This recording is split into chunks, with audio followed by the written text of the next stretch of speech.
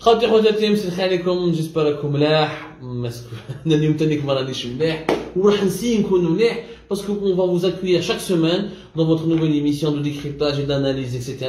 Vous savez, l'Algérien il est bombardé par les informations. Souvent, beaucoup de ces informations c'est des fake news.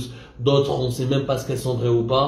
Nous, nous essayons cette fois-ci, une fois par semaine, on va se rencontrer avec des amis, des militants, des spécialistes, des amoureux de l'Algérie, des Algériens tout simplement, pour essayer de vous donner un point de vue le plus honnête possible sur l'actualité de notre pays et sur l'actualité internationale qui a une relation directe ou indirecte avec ce qui se passe en Algérie. Donc, cette fois-ci, j'ai l'honneur d'accueillir Ben Issa, Mohamed Ben Issa, que vous avez l'habitude de connaître à mes côtés dans d'autres médias. Mohamed, mon frère. Ça va, ça fait plaisir de te retrouver. الناس بزاف كانوا يسقسوا علينا ويسقسوا علينا. الشعب توحشك. وراو معنا اليوم ثاني notre ami Slimane. وش mon frère Slimane? Ça va très bien, je te remercie de ton invitation. Bah, je salue le public aussi, j'en profite, que ce soit en France et en Algérie. Un grand salut. Donc Slimane qui a une grande expérience. Qui a une grande expérience en France parce que c'est un militant de terrain, qui est resté toujours attaché à l'Algérie et qui est militant politique ici en France, mais qui a un regard très intéressant. Donc on essaiera aujourd'hui de débattre de plusieurs points sur l'actualité algérienne. Je pense que le premier point sur lequel les Algériens essaient de comprendre, où d'abord ils n'ont pas encore compris, parce qu'au début c'était le Hira qui était très pacifique. Il faut reconnaître que le régime algérien au début n'a pas réagi comme ses traditions totalitaires. Il n'y avait pas beaucoup d'arrestations. Le sang n'a jamais coulé en Algérie depuis le début du Hira. Là on constate que depuis quelques mois, il y a eu certaines arrestations, mais depuis une semaine, les arrestations sont massives, quotidiennes. Il n'y a pas un jour où il n'y a pas quelqu'un qui n'est pas arrêté devant un tribunal ou qui ne part pas à Al-Harrach.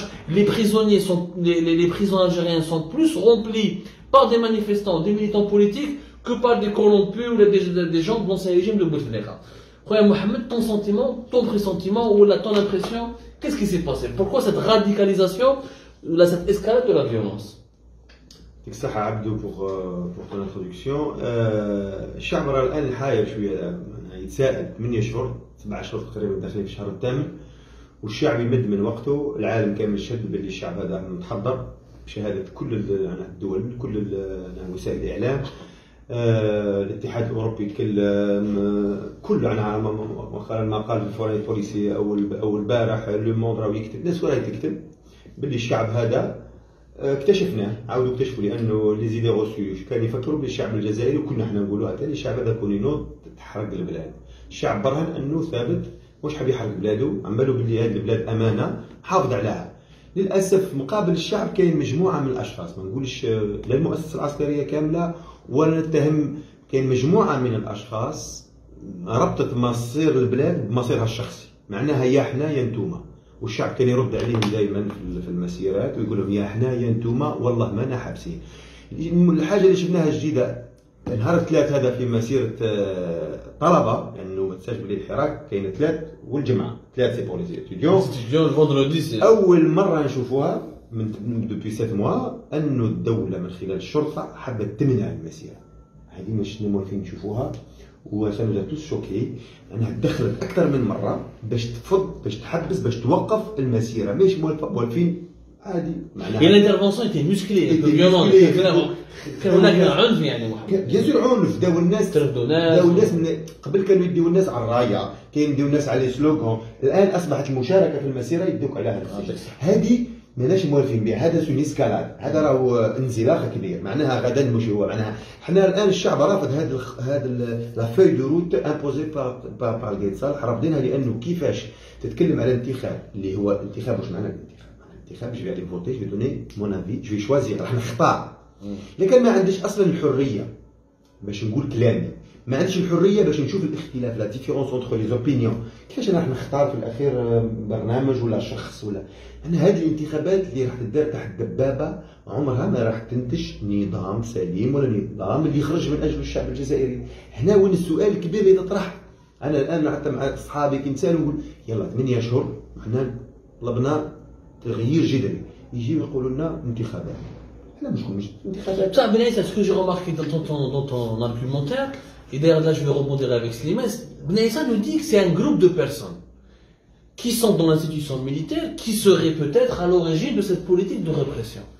Est-ce qu'on n'est pas en train de finalement de fuir le vrai sujet? Est-ce que ce n'est pas l'institution militaire elle-même, en tant qu'institution, qui a adopté cette nouvelle politique? Ou c'est l'institution militaire qui est prisonnière d'un groupe de personnes? Toi, Slimane, avec le recul que tu as ici en France, quel est ton regard sur ce... Moi, ce que je vois, c'est qu'au départ, le Hirak ne gênait pas une partie.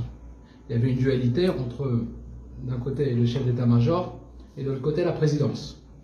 Le Hirak ne gênait pas le chef d'état-major. Il le disait ouvertement, l'armée et le peuple font qu'un.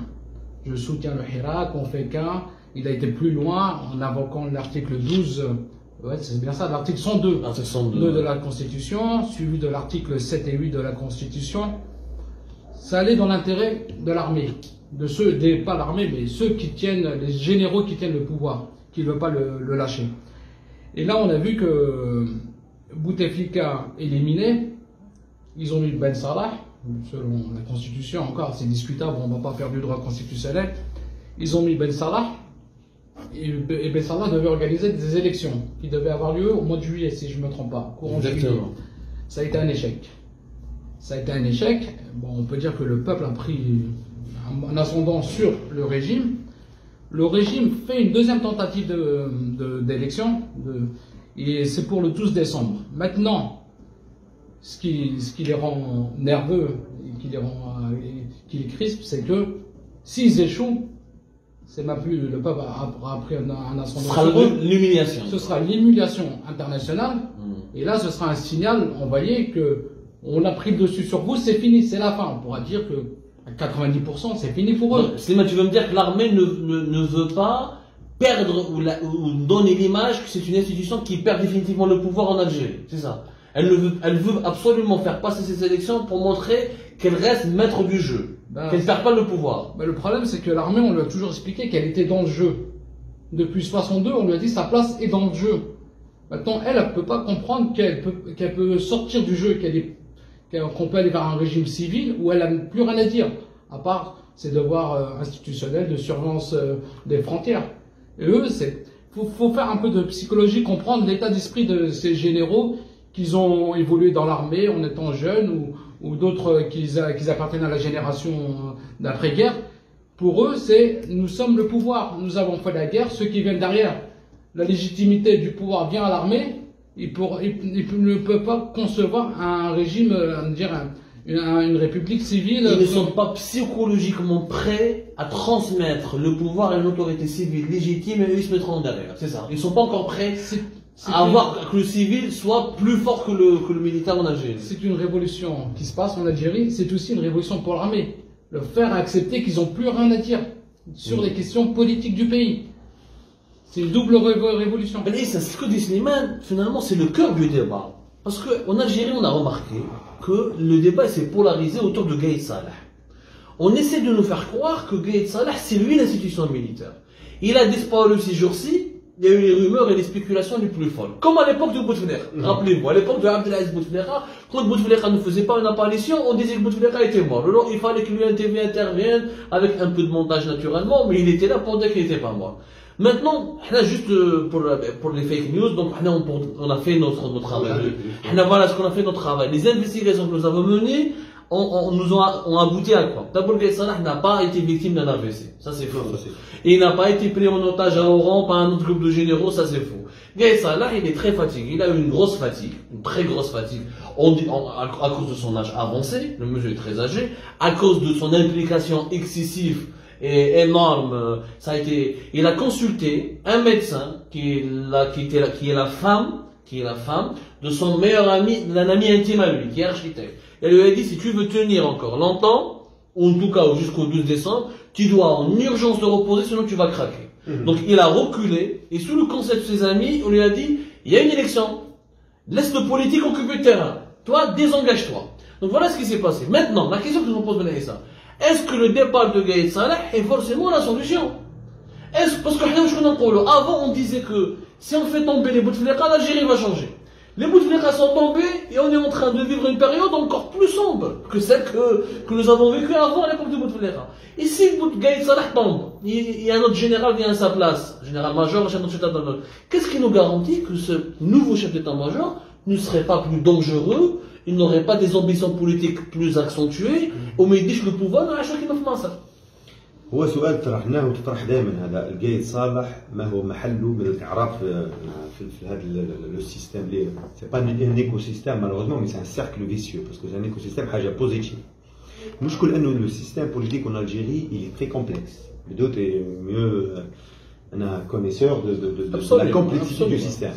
القايد صالح الى l'institution qui représente المؤسسه العسكريه il faisait partie il fait toujours partie ما زال جزء كبير من النظام هو المؤسسه العسكريه باش نتفق في كل شيء ايكونوميكمون المقوله المشهوره في البلاد ما كانش ام دافير ما وراه جينيرال بوليتيكمون عارفين باللي دونك سو ني با ان جروب دو بيرسون كي ممكن تدخل بالانس سي اون انستيتيوشن اللي كان يقول فينا الشيء اللي كان يقول فيه بس العسكري حكم البوفوار سليمان عنده العمين احنا في الجزائر معروف يقول لك الدول تصنع جيوشها الجزائر الجيش الوحيد اللي صنع دولته بعد الاستقلال الجيش صنع دوله ماجينا دونك هذه عارفينها باللي الجيش كان عنده اون بلاس برينسيبال الجيش بالميساج اللي يوصل له اترافير هذا 57 سنه من الاستقلال الناس قاعدين يقولوا له يلا خلي انه الاشكال اللي كان يطرح في المؤسسه العسكريه هما كانوا المجاهدين وكان لي كونديسيون تاع باش تعود رئيس تكون مجاهد هذه الامور خلت انه المشروعيه الثوريه خلت دائما الجيش يتدخل اترافير المشروعيه الثوريه الواجهه السياسيه تاع الجيش كانت الافلام الواجهه السياسيه والجيش باعتباره فيه مجاهدين المجاهدين هذم اللي حرروا هذم اللي جابوا الاستقلال هذم اللي جابوا البلاد دونك هما المسؤولين على باقيين بالمنطق هذا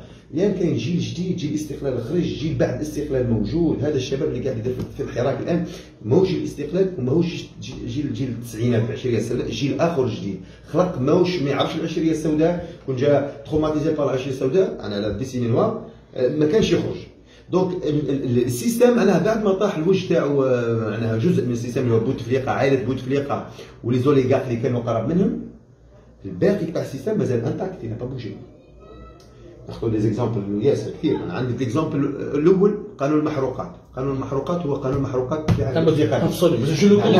باش نبينوا للشعب الجزائري انه كون جا النظام تغير قانون المحروقات كان يتغير فيه ils n'ont même pas changé une virgule c'est la même loi qui a été زادوا فيه بير زادوا راحوا بعيد لانه الجزائر تعيش ازمه تسير قطاع المحروقات راه كارثي وكان كره تكلم على عبده تكلم على on consacrera une émission là-dessus parce que c'est un thème très complexe انا جبت ليكزامبل تاع قانون المحروقات باش نبين باللي اللي ورا السيطار سي توجور لو ميم دونور دوردر هو توجور لو ميم يبقى با شونجي دونك السيستم مازال لانه الشعب حنا يسالنا قداش مره في الانترنت يقولوا لي يا الانتخابات جايه وراح يا جماعه السيستم راه مازال كي نقول السيستم شنو هو الاحزاب معناها مش الاحزاب الاجهزه يعني الاجهزه تاع السيستم مازال هي معناها كاين رؤساء تاعها في السجن ولكن الافلان والار ان دي وش اسمه تاع غول وعمار بن يونس الاجهزه هذه متمكنه في الاداره متمكنه في الولايات متمكنه في كل المؤسسات ما زالت في البلاصه ما تحرك فيها ولا شيء معناها السيستم مازال هو انا كي تقول لي انت قايد صالح يمشي ولا ما يمشيش انا نظن قايد صالح قاعد يلعب في لعبه بور سوفي السيستم باسكو يبقى با ما يقدرش يضحي بزني انه عضو في السيستم قايد صالح يروح السيستم يبقى السيستم دونك اون اي دونك هنا يا جماعه je sais pas si tu es d'accord avec moi Slimane donc nous sommes revenus à la case de départ finalement le travail qui a été fait depuis le 22 février jusqu'à aujourd'hui on n'a pas avancé d'un pas puisqu'on a chassé des personnes mais le système il est resté il est encore plus répressif il est encore plus violent. Qu'est-ce que tu en penses? Le départ de Gaïd Salah, est-ce qu'il va nous arranger? Est-ce qu'il va faire précipiter les choses? Est-ce qu'il va vraiment nous ramener vers des progrès? Je ne dirais pas qu'on n'a pas avancé. Comme j'avais cité tout à l'heure, on a pris un ascendant. On a fait sortir les Bouteflika. On a fait en sorte que l'élection du mois de juillet, j'ai plus la date précise, ne se déroule pas. C'était le 4 juillet, elle était prévue le 4 juillet. Voilà, le 4 juillet ne se déroule pas. Pour le moment, le Hirak se passe bien. Le peuple il est pacifique. Tout se passe bien. Maintenant, concernant Gaïd Salah, je ne pense pas que c'est la question d'un seul homme. C'est un état d'esprit. On a expliqué à l'armée que c'était eux le pouvoir depuis 62. Maintenant, je ne connais pas l'état d'esprit des colonels, des commandants qui sont au-dessous, des jeunes officiers. Mais ce que je vois, les généraux qui entourent Gaïd Salah, c'est pas des gens qui ont fait la guerre d'Algérie, mais qui ont à peu près la même pensée que l'armée doit décider. Le même dogme, ils croient au même dogme. Au même dogme, comme tu dis. La primauté du militaire sur le politique. Voilà, maintenant, Je pense pas que tout repose sur Gaïd Salah et peut-être l'inverse peut venir de Gaïd Salah. Le bien peut venir de Gaïd Salah, accompagner le peuple, etc. Il l'a pas fait. Mais de la Il l'a solution, pas fait. voilà. C'est-à-dire, on a cru à ça, mais avec les arrestations, plus de 100 manifestants en prison, les opposants en prison, Karim Tabour, Dili, etc. Est-ce que tu ne penses pas que maintenant l'armée, elle a choisi, Gaïd Salah et l'armée ont choisi une option, c'est celle de la répression pour faire passer une feuille de route. C'est pour ça que je te dis on est revenu au point de départ. Le Hirak reste pacifique, mais le résultat il est où? L'Algérie démocratique c'est un bon signe. C'est un bon signe. Parce qu'à l'époque des Bouteflika, tu parlais, on te laissait parler. Tu militais contre eux, etc. Tu pouvais parler, ça gênait personne.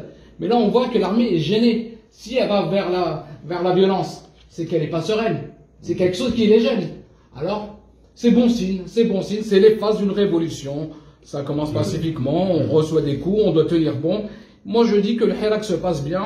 Il faut patienter, être sur la bonne voie et attendre des meilleurs jours. Mais pour le moment, ça se passe bien. Et le 12 décembre, ce sera une grande victoire. J'annonce dès maintenant que le 12 décembre sera une grande victoire. Les élections ne peuvent pas avoir lieu.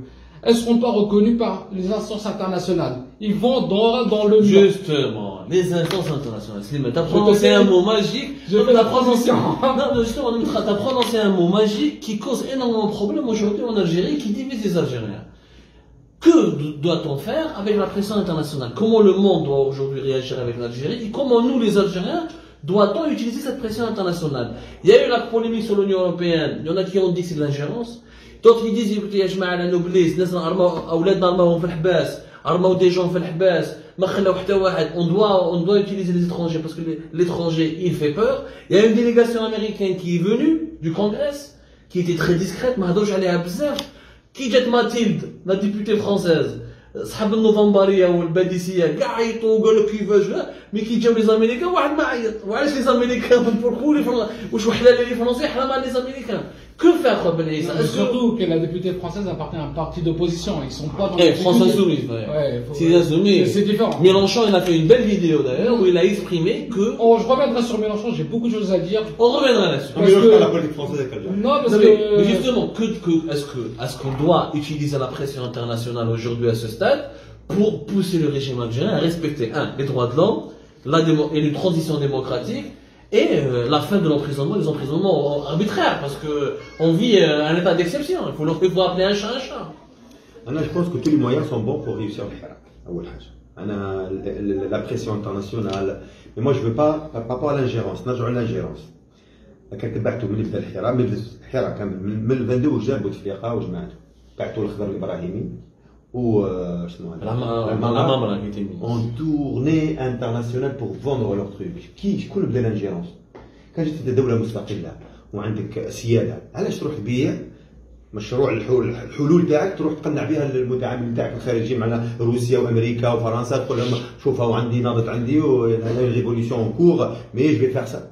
هاي الانجيرونس اللي بدات. Après, la différence entre l'ingérence et la solidarité, elle est énorme en fait. L'ingérence, c'est-à-dire qu'ils يدخلوا في الجزائر يقرروا ولا يأمروا, je la pense pas معناها. Ils savent que les Algériens, par rapport à ça, عندهم حساسية. Mais la solidarité, par rapport خاصة مع les détenus politiques, on peut pas faire autrement. حنا في بلادنا ما رجعتناش الحقوق تاعنا. واحد كمان ديتوني تحقر في بلاده. القضاء حقره. حتى المحامين معناها اللي المفروض يدافع عليه الان قرروا كما تابعوا الاخبار الاخيره مقاطعه الجلسات. قال لهم الا السلاح الوحيد تاع المقاطعه. يبويكوت ماجي لي زوديونس. يبويكوت لي زوديونس. بوكو باسكو قال لك لانه حنا رايحين ولا مش رايحين ندافعوا على هذا الفيرديكت راه واجد. الفيرديكت راه واجد. عندنا التليفون. جو في الي جو في بارتيسيبي ا اون سوبرشوري راح نعاون لعبه مسرحيه. بالعيد غدور اسكو il faut pousser Bruxelles Washington a adopté des sanctions contre les dirigeants algériens. Ah bah oui, pour les faire plier. Alors voilà la question. Est-ce que ça c'est l'alarme qu'il nous faut? C'est ça la question. انا نطرح سؤال باش ما حنا نقولوا pas de tabou هنا. شوف معناها اتخاذ معناها كيف نقولوا لي سانكسيون بالعربيه معناها قرارات معناها هذه المهم لي سانكسيون فما الشعب الجزائري لي فرانكوفون لي سانكسيون ضد لي ديريجون بوليتيك الجيريان عقوبات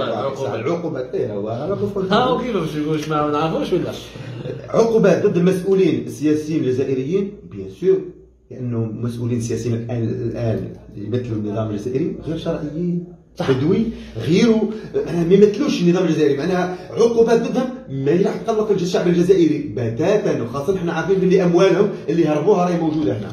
صح. ثم نزيد غير انه الانترناسيونال هذايا معناها الخارجي كيجي البلاد هو باش يجي على مصلحه الشعب الجزائري نكونوا متفقين فيها هذه يجي على مصالحه الخاصه وحنا شفنا هذا ديليغاسيون اللي جات الامانه تاع لي امريكان على الجاب باسكو المشروع تاع المحروقات ايتي اونتر اوتر ديستيني aux compagnies américaines جاو يشوفوا بس اسكو المشروع اللي اون بون فوا با اون بون فوا حنا يشوفوا فينا من الخارج يشوفوا فينا مصالح ما يشوفوش حاجه اخرى لو جيومتري ça c'est de bon gars voilà كل واحد يدافع على مصالحه. L'idée d'adopter Khoya Slimane parce qu'il y a beaucoup des Algériens qui disent on doit régler la situation entre nous et des sanctions internationales contre les décideurs algériens ça va déraper ça va aller loin. Tu penses quoi réellement? On va développer tout doucement. L'Algérie a toujours acheté la paix internationale, les Bouteflika. Le pétrole était donné aux multinationales occidentales, donné entre guillemets. Ça va les donner parce qu'ils nous payaient pour ça. Ça nous faisait vivre le pétrole. Sans pétrole, on n'aurait pas pu vivre. L'armement, il était acheté à la Russie, qui est aussi détentrice du droit de veto, et en même temps qui est une puissance, très grande puissance. On a acheté le bazar de la Chine, parce que c'est vraiment... Tu as vu ce qu'on retrouve dans les marchés de chez nous. Absolument. Vraiment des produits de très bas qualité. Je ne sais même pas s'il y a les normes environnementales, sanitaires qui sont respectées. Et surtout à cette époque-là, je m'étais posé la question, pourquoi on ne développe pas une industrie chez nous sur ces produits qu'on apporte de Chine, qui nous reviendrait moins cher de les faire chez nous. On est un pays pétrolier. L'énergie n'est pas chère. L'énergie n'est pas chère, le coût social n'est pas cher, parce qu'en Europe, quand on importe des produits chinois, c'est parce qu'ils deviennent à moindre coût, car le niveau de vie n'est pas le même, etc. Et l'Europe se concentre sur d'autres produits de haute valeur ajoutée, etc. Bon, il y a cette question, il y avait la Chine et je ne sais plus quelle autre puissance. Non, n'empêche, voilà. Le truc, c'est que les Bouteflika achetaient la paix internationale. Voilà, à chaque élection, des Bouteflika, parce que je dis les deux, parce que pour moi les deux se faisaient guerre en même temps, on avait les différentes capitales qui validaient l'élection, qui venaient même en Algérie dire que Bouteflika allait bien, etc.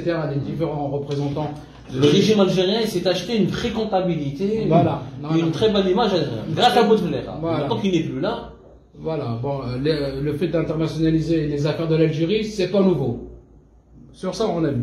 Maintenant, comment mettre la pression internationale? Je ne sais pas. Maintenant, il y a eu une députée européenne qui a pris la parole. Qui n'est pas une députée Slimane. Elle est responsable de la sous-commission. Oui. Attends, on va développer tout doucement. C'est une députée européenne qui est représentante du peuple. Elle n'est pas dans l'exécutif. Elle n'est pas à la Commission européenne, encore moins ministre. Bon, c'est pas n'importe qui la dame. Elle est vice-présidente, elle a été ministre aussi, je me suis renseigné sur elle, elle était ministre en Belgique. Bon, qu'une députée prenne la parole, ça ne veut pas dire l'ingérence internationale. Elle peut dire, voilà, je observe la scène internationale, ce qui se passe là-bas ne me plaît pas. Bon, elle peut mettre la pression à son pays pour qui rompt les relations diplomatiques ou commerciales avec l'Algérie, pourquoi pas? C'est pas de l'ingérence pour le moment. Un pays peut dire, j'aime pas ce que vous faites dans votre politique interne, je rends mes relations diplomatiques avec vous. Il n'y a pas d'ingérence. Maintenant, il y a eu la députée française. Franchement, j'ai trouvé très déplacé que la députée française aille en Algérie manifester, au plein milieu. Elle a assisté, elle n'a pas manifesté. Qu'elle assiste, qu'elle prenne la parole oui, elle a pris la dans son pays. À l'Assemblée nationale, elle interpelle le ministre des Affaires étrangères. Voilà, monsieur le ministre, quel est votre avis sur ce qui se passe en Algérie? La France doit se positionner envers le peuple algérien. Pourquoi pas? Ça, c'est dans ses prérogatives. Mais j'ai trouvé vraiment très déplacé. Et elle a donné des éléments de pouvoir pour dire, regardez, ceux qui veulent nous nuire, c'est pas le Hirak, il est manipulé le Hirak, ils viennent des gens de l'extérieur. Franchement, elle a été très maladroite. Et qu'est-ce que tu as pensé des explications de Mélenchon, qui a dit que nous sommes partis en Algérie, on ne peut pas ne pas exprimer nos convictions. Maintenant, juste pour terminer, la pression internationale. Bon, on sait que les grandes puissances sont là pour faire de la réelle politique. Ils ne sont pas là pour être amis avec un pays. ils se placeront au bon moment avec le gagnant. Voilà. Voilà, c'est la réelle politique, il faut l'accepter, c'est ça. Maintenant, sur les déclarations de Mélenchon, je ne les ai pas écoutées. Qu'est-ce qu'il a dit? Il a dit Grosso modo, Mélenchon a fait une vidéo pour expliquer, pour revenir sur la polémique. Il trouve que, il a dénoncé le fait qu'on les accuse de faire de l'agence. Il dit que c'est notre droit et c'est de notre devoir d'exprimer nos convictions dans un pays ami comme l'Algérie. Nos convictions démocratiques sont universelles. Comme on s'exprime sur le Venezuela, sur Cuba, on a le droit aussi de s'exprimer sur l'Algérie. Il ne faut pas que l'Algérie, il estime qu'il n'est pas normal que l'Algérie soit un sujet tabou en France. Moi, je suis d'accord un peu avec lui. Or, pourquoi l'Algérie devrait être un sujet tabou, sacré, réservé qu'aux Algériens? Chose que nous, les Algériens, on se permet de s'exprimer sur tous les autres pays du monde. Alors, je ne vois pas pourquoi, vu la proximité qu'il y a avec la France, vu le nombre d'Algériens qu'il y a en France, et vu l'intensité de nos relations, je ne vois pas où est le mal. Moi, je vais faire le rôle inverse. Je vais te poser la question. Comment tu expliques jusqu'à maintenant cette absence d'une prise de parole effective de la présidence de l'exécutif français par rapport à l'Algérie? Parce que l'Algérie est importante pour la France. C'est un bon sujet, mais ça parce que justement, à travers ça, la France, elle est mêlée de tout ce qui se passe en Algérie jusqu'au cou كما يقولوا معناها داخله في كل شيء حتى خارطه الطريق الاخيره اللي اقترحها السعيد. Elle était validée par Paris. Et la preuve, Macron, il a pris la parole, تكلم قال باللي نوافق en quelque sorte, je suis d'accord avec la feuille de route. صح ولا لا؟ Non, c'est vrai. معناها هو ديجا او ديبي غلطه كبيره فادحه بين للشعب باللي وخاصه التسريبات الاخيره في المحاكمه تاع توفيق كنت تابعته بالتوفيق واش قال؟ قال امر كارثي قال لك باللي من 2013 توفيق انا رئيس المخابرات دوبي 25 من 90 حتى 2015 جيت تيمواه شاهد انه فرنسا تقرر في الجزائر. فرنسا تقرر في الجزائر. معناها هذه فرنسا اللي قررت معناها فرنسا سبب خرايبنا entre autres. معناها مشروع رونو اللي فاسد معناها لو ترانسفير إيليغال تاع لي كابيتو اللي منهوبه بطريقه غير شرعيه وين راهم جايين هنا فرنسا. هنا فرنسا ما تقدرش لانها شريك في الازمه راهي معناها كي يقولوا الشعب الجزائري جزء من النظام الفاسد في الجزائر او موجود في فرنسا. Justement, Ben Aïssa, je ne sais pas si Slimane va être d'accord avec moi ou pas. Personne n'a dit que la France n'a pas une responsabilité dans la faillite actuelle de l'Algérie. Qu'est-ce qu'elle va dire? Elle va pas se tirer sur elle. Je pense que maintenant, il y a une mauvaise conscience chez les dirigeants français. Ouais. Surtout chez Macron. Macron qui s'est loupé. Macron est un jeune président. Il n'a pas le sens de la diplomatie de Jacques Chirac. Qu'est-ce qu'il a fait Macron? Macron, il s'est appuyé sur son ambassadeur qui est Xavier Dréancourt. Il se trouve que Xavier Dréancourt était très proche du colonel Saïd Bouteflika. La preuve, la villa, la résidence de l'ambassade de France a été vendue à Kouninef, à l'État Kouninef. À un prix pratiquement énorme, parce que c'est l'équivalent de 60 millions d'euros. Et Kouninef est un ami personnel de Dréancourt. Dréancourt a noué des relations très proches du clan présidentiel. Et la France n'a jamais cru, je pense comme tous les politiques algériens, comme nous d'ailleurs les Algériens, elle ne s'attendait pas à ce que le Hirak éclate. C'est ça. Elle a été prise au dépourvu. Maintenant Macron, qu'est-ce qu'il fait? Il est en train d'attendre. Il y a une politique de réseau. Ils font clairement la France n'aime pas Gaël Salah. Ah bah c'est sûr. Gaël Salah c'est un anti-français معروف, un anti-français. كان يتفاهم مع واحد هو général de Villiers, l'ancien chef d'état-major. ملي راح de Villiers ودار مع Macron, il n'a pas beaucoup de contacts. Maintenant, la France, elle est intelligente, elle ne va pas miser sur Gaël Salah. Elle sait que Gaël Salah, il est sur un siège éjectable. Elle est en train d'attendre, mais les réseaux, elle تمشي. La preuve, elle تمشي. Tebboune, il a fait une offre à la France. Justement. Tebboune, Tebboune qui est très apprécié par Édouard Philippe, ou très apprécié par la France, il a fait une offre. Je suis prêt à travailler avec la France, c'est un grand pays, c'est un grand pays, mais il n'y a aucun complexe. Donc, il y a un jeu de réseau, il y a une négociation claire. Tebboune, avec Tebboune, la France va marcher. Et elle va approuver les élections. Vrai ou pas vrai, c'est mettons dans ton avis. Le problème, c'est pas travailler avec un pays, c'est qui va gagner, qui va perdre dans les relations commerciales et diplomatiques. C'est ça le problème. Maintenant, ce qui se passe en Algérie, si un mal vient, les Algériens, c'est l'État algérien, les Algériens, c'est eux-mêmes qui sont coupables de ce mal. On est dans la réelle politique. Les autres nations ne sont pas là pour chercher ton bien. Bien sûr. Que ce soit n'importe quel pays sur la scène internationale. On n'est pas là. C'est de la réelle politique. Surtout dans des pays démocratiques qui doivent rendre des comptes à leur population. Il faut donner du travail. Faut que la balance commerciale soit excédentaire et non déficitaire. C'est la réelle politique. Maintenant, on ne peut pas en vouloir à telle ou telle grande nation d'avoir soutenu le régime. Ils sont là pour chercher leur intérêt. Maintenant, ce qu'on peut retenir, c'est que Bouteflika est sorti par l'article 102, c'est qu'il était malade. Et beaucoup de chefs d'État disaient qu'il était bien portant. Qui validait notamment François Hollande. Qui validait les élections. Maintenant, si le Hirak réussit, le futur président de l'Algérie le rappellera à ces grandes nations. Après, c'est des relations qui se feront entre le nouveau exécutif algérien et le pouvoir qui est actuel. Maintenant, si le Hirak ne réussit pas, ben on est dans la continuité des relations avec les autres puissances. Ça veut dire, vous nous soutenez sur la scène internationale, vous avez des contrats qui vont dans le sens de vos intérêts. Rappelons que la France est le deuxième partenaire commercial de l'Algérie, ce n'est pas le premier, c'est la Chine qui est passée au premier. La Chine qui est avec 8 milliards de dollars par an, mais la France elle a des grands intérêts, les relations franco-algériennes, c'est un sujet large sur lequel on reviendra énormément. Que la France intervienne, elle est forcée d'avoir une position. De par l'histoire, de par la proximité. Maintenant, quels seront les dessous de cette position? Madame Belèche, en guise de conclusion, je vous laisse chacun d'entre vous, mes amis, nous faire une remarque, une suggestion, nous donner une proposition. Demain, c'est le vendredi, des millions d'Algériens sont entendus dans les rues. Inch'Allah, ça va bien se passer, etc.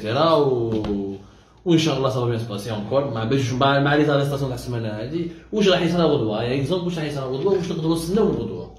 غدوه الشعب راح يعاود يخرج بقوه كبيره لانه الشعب بالنسبه لي الامور واضحه مش محتاجه تفلسيف كثير مش محتاجه علاقات دوليه مش محتاجه الشعب خرج من اجل اسقاط نظام فشل في تحقيق التنميه فشل في تحقيق دوله القانون فشل في تحقيق دوله الحقوق فشل كما هذا الرئيس بوتفليقه المخلوع جاء قال لك رجع لكم الكرامه جاء 20 سنه حط لنا الكرامه تاعنا في الارض أنا أصبح الجزائر الآن الجزائر كدولة تستدين حتى نرجع الأثامي الشعب الجزائري يموت في الطريق يموت في البحر كل يوم أنا الشعب عارف ولا خارج للأسف من الجهة الأخرى اللي حاكمين السلطة الآن مش عارف عندهم بلوكاج عندهم سيستم كومبليتمون كما يقول لك ديفايون معناها ان بوغ عندهم ان بوغ انفورماتيك مانيش عارفين انا لو ميساج ترسل لي سلو يا اخي الفاكتور مشى عندنا ريسيبسي عندنا لاكيجي دو ريسبسيون جانا لانه ناقشنا في الموضوع يا